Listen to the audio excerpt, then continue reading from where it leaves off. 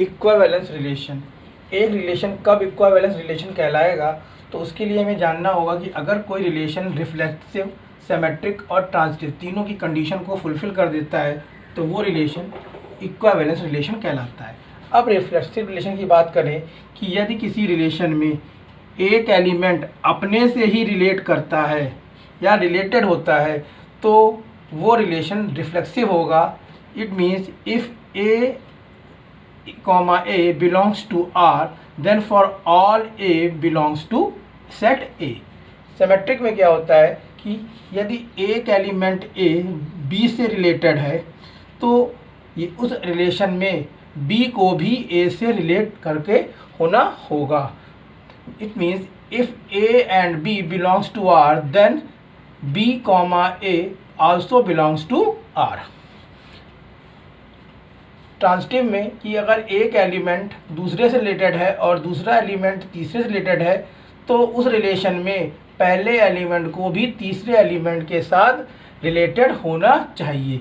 अगर ये तीनों कंडीशन सेटिस्फाई हो जाती हैं तो आपका जो रिलेशन होता है वो इक्विवेलेंस रिलेशन होता है। जैसे ही हमने एक ले लिया, एक सेट है 1 2 3, ठीक, इसका जो रिलेशन हमने बनाया वो बनाया 1 1 2 2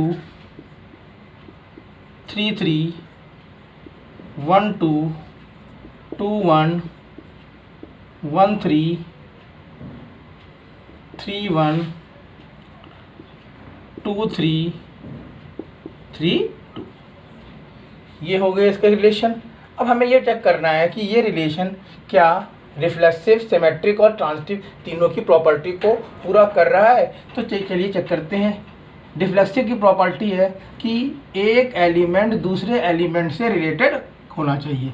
तो देखिए यहाँ 1 1 जो है वो 1 से है, 1 1 से रिलेटेड है, 2 2 से रिलेटेड है और 3 3 से रिलेटेड है।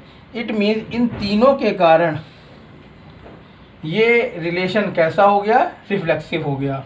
अब हमें सिमेट्रिक चेक करना है कि अगर एक एलिमेंट दूसरे से रिलेटेड है तो दूसरे को भी पहले से रिलेटेड होना चाहिए। तो देखिए यहाँ पर 1 2 से रिलेटेड है, ठीक, तो कहीं ना कहीं 2 1 भी होना चाहिए।